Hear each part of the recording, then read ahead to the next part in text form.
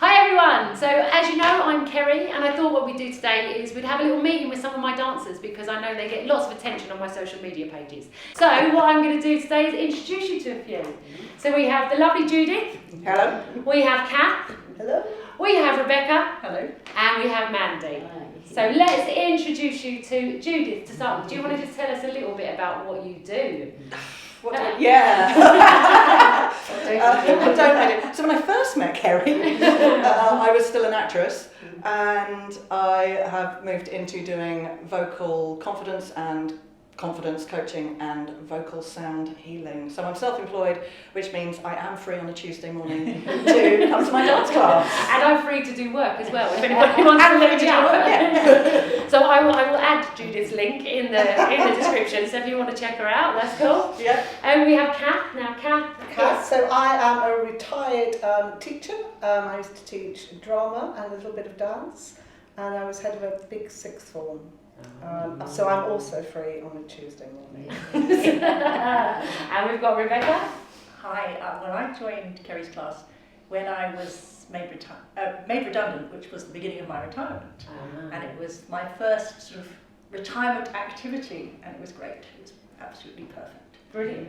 Fabulous. And Mandy? Well, I'm a retired nursery reception teacher, but I've always done bits of dancing all through my life, and I now teach Pilates, which is very enjoyable. But I need other things as well. So for me, your class is a real plus to the week. Oh, brilliant. Thank you. Yeah, so Mandy also teaches her Pilates class at this venue. That's how you found me, wasn't it? It was, yeah. After lockdown, I wanted to find some things that, were different to what I was doing, different ways of keeping fit. And I also do another class here. I do bar concept class tomorrow, which is brilliant. So the contrast is great, but I love the ballroom because it's joyful. Joyful. It's joyful. Yes. I also think if you've been a teacher, it's very nice to be taught. Yes. It is very nice for them to be taught if you've been teaching and giving out most of your work. Really. Yeah, can I say one more thing as well? My work was very conventional. It was office work. It was on paper very dull, boring work, chartered secretary work.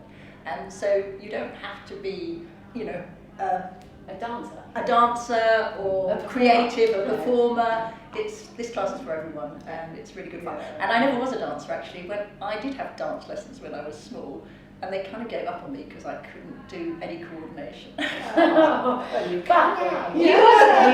You just didn't have the right teaching. So to be fair, you was quite worried when you first came to like nervous, wasn't you? Because you was judging yourself a lot, thinking you couldn't do it. And actually now, what is it? 2 years maybe? I did the same with singing. I joined the Second Chance Choir, and this is like the Second Chance Dancer. Second chance dance. Or first chance dance. For some of us. So what do you think, what inspired you to come to like a dance class to start with? What do you think made you go, yeah, I'm going to do that? So for me, it was, partly I was still an actor, so it's a way of just being able to move. Because I was never a dancer, but it was like being able to move because something to do. And fun way to keep fit. And I live on my own, and I have done forever. So it was also, part of it was a fun way to keep fit and maybe try and find a social life. Yeah. And that was 10 years ago? It was a long time ago. I've been doing this a long time. And I still mess up the steps. I teach them. It's fine. But it's that, and actually a big thing that I come for is the camaraderie, the laughter. We stay for a cup of tea afterwards. I've just been going through a really hard time for 6 weeks, so I've not been here for 6 weeks, and when I turned up this morning there was hugs. And so it's that. So I came for a bit of that. I was like, I want to do something that feels like I have a bit of social life and will be good for me and will enhance my skills when I thought I needed them. But no, I just keep on coming. You just keep on coming. I would add to that for me it was about a fun way to keep fit, because the idea of going to a gym just fills me with horror.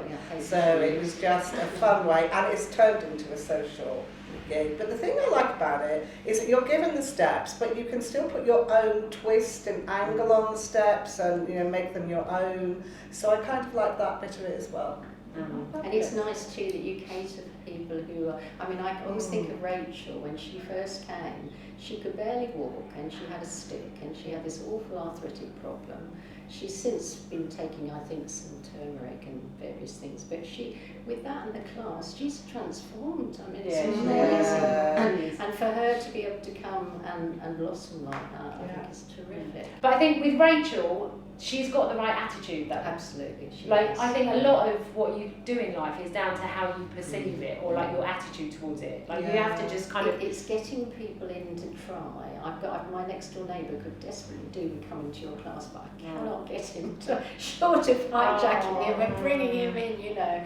And I just think it's such a shame that there's a lot of people out there who lack the confidence to come, and I don't quite know how you get that over, but you just got to keep trying. And I think some of that is the fear, like Rebecca was saying, of, you know, I've got 2 left feet, and what if I get it wrong, and judging ourselves. There's no judgment. And and there is no judgment, and that's really freeing, and actually then helps you become a better dancer, or better at the moves, or just have more fun. You just think more relaxed, and you just enjoy it more, don't you? There's a thing with like if you're doing ballet, or if you're doing like when I used to compete or whatever, there's this whole thing about you're striving for perfection all the time. Like you want to be perfect. If you're taking this thing seriously, you've got to be perfect at it. And actually, if you are striving for perfection all the time, you never get as good as you could be, because it stops you from like trying things, or like taking an experience. You're comparing yourself It's with a whole other people. different path, isn't it, of pursuing a career in dance and coming to a class for enjoyment and for fitness. And I think you said, Mandy, it is joyous. Oh, absolutely. That is the thing. It puts a smile on my face. Yes. It always has. And your it's interaction with it's individuals. It's the musical choice too. I love, because you play a whole spectrum from 50s up to.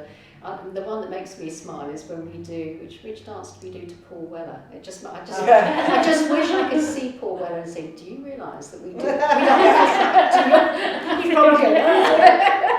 I can just reiterate, you know, I'm going skiing at the end of the week, and everyone says, are you a good skier? And I say, no, I'm a rubbish skier. And it's a bit surprising, but I've been many, many times. And it's a bit like saying to someone, don't go to the beach if you're not a good swimmer. I mean, you can have loads of fun at the beach without being a good swimmer, and you can have loads of fun skiing, and you can have loads of fun dancing, even if you're no good. Yes, this is true. Yes. So, like outside of the class, have you ever had a song on the radio and found yourself in the kitchen doing a cha-cha-cha? All the time.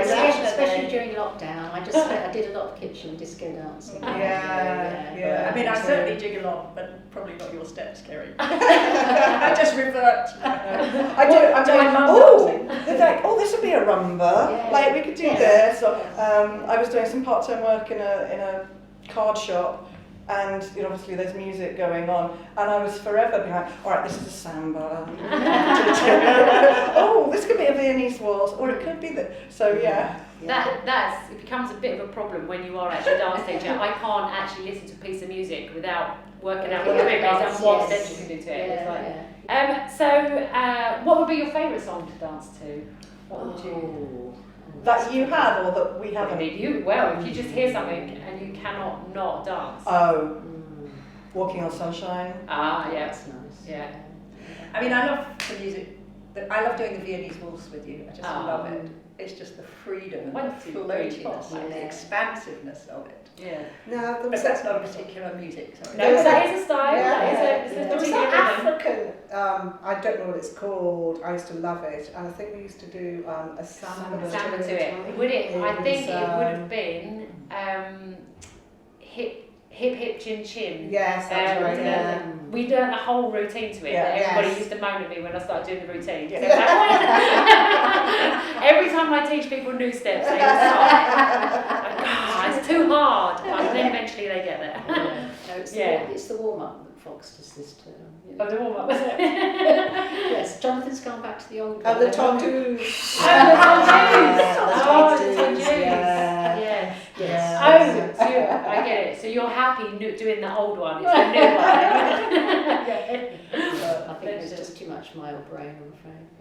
But it's good. I know it's good for the brain doing all that, different things with me. It's good for the brain and the body to have a different teaching style. Yeah. It's really a bit surreal. Some things I end up doing better and some things I end up doing worse because it's a different teaching style. Personally, I learn loads from Jonathan. Like, I watch him teach and I go, he does that so much better than me. I need to take a tip out. I need to learn that. I need to. My teaching is just throw it all out there and we'll see what happens. Whereas Jonathan's very methodical with what he does. And it took me a while to adapt because naturally I'm much more methodical. But this was like a new thing for me, and it was my retirement and everything else. I was just going to go with the flow. And then when Jonathan came back and was very methodical, it threw me off, which in a way was progress, because there were steps I could do, but he broke them down to such minutiae that I couldn't do them anymore. Right, yeah. You think too much. Sometimes you can think too much. Yeah, don't let your head get in the way. You just have to follow what you're doing and not worry And about anything else. trust your body and trust the teacher. Trust. Yeah, and that mind and body thing I think has been really important in these classes of keeping your brain alert. Oh, most definitely. It's really keeping your brain alert as well as your body fit. Yeah. But I have felt a lot fitter from doing it. A hell of a lot Because you fitter. can work, I do feel quite hot and bothered by the end of the class. Well, yes. That's why. And you are quite fit, though, Mandy, aren't you? Well, Like, I'm only moderately, no, I don't do you're very stretchy and bendy as well, aren't you? Yeah, but I've always done stuff, so I think that's just, I keep that going. I do a bit of yoga as well. And the ballet bar is quite demanding. It's good for the hips and glutes and all of that. So I can't try and target all different bits with different classes.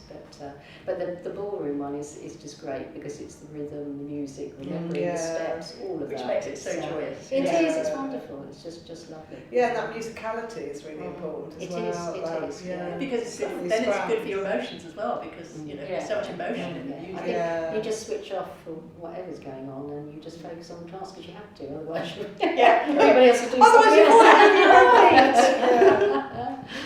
Yes. So have you got any tips for anyone that might be watching that thinks, oh, I don't know, I'm a bit scared, I can't do it, I don't know, maybe I won't do it, maybe I will. What would be your tips? Well, I think it's great for, as you said, all the stuff that we've said before, mental health, for your sense of rhythm, Coordination, and just having an hour of fun, forgetting about all the stuff that's going on out in the world. And also you can feel quite self-conscious, but it's ridiculous to think that anybody's watching you because everybody's concentrating on what they're doing. They are. They have to. And then if you turn the wrong way and you come face to face with everyone else who's going the right way, you just laugh at it. And as I was saying in my classes, it's not wrong. It's just different. There's no wrong. It's just an accidental solo. So let's have a little, just to finish off. What would be your mantra? Like, so I say things like wrong and strong. Or I say fake it till you make it. Right? That's my philosophy for the class. Just fake it till you make it, or wrong and strong, or whatever. What would you have anything to add to that? I think only that one I said before. It's not wrong, just different. It's not wrong, just different. Feel the joy. Feel the joy. Yeah. Do it your way. Well, I think we've been chatting for quite a while now, ladies. Wow. You're amazing. Thank you so much for giving me your time. It's been absolutely brilliant. I'll put the links to some of Judith's work down below, and if anybody else has got any social media things they want me to add to my list of things, then I'll promote you as well. So yeah, brilliant. Thank you very much.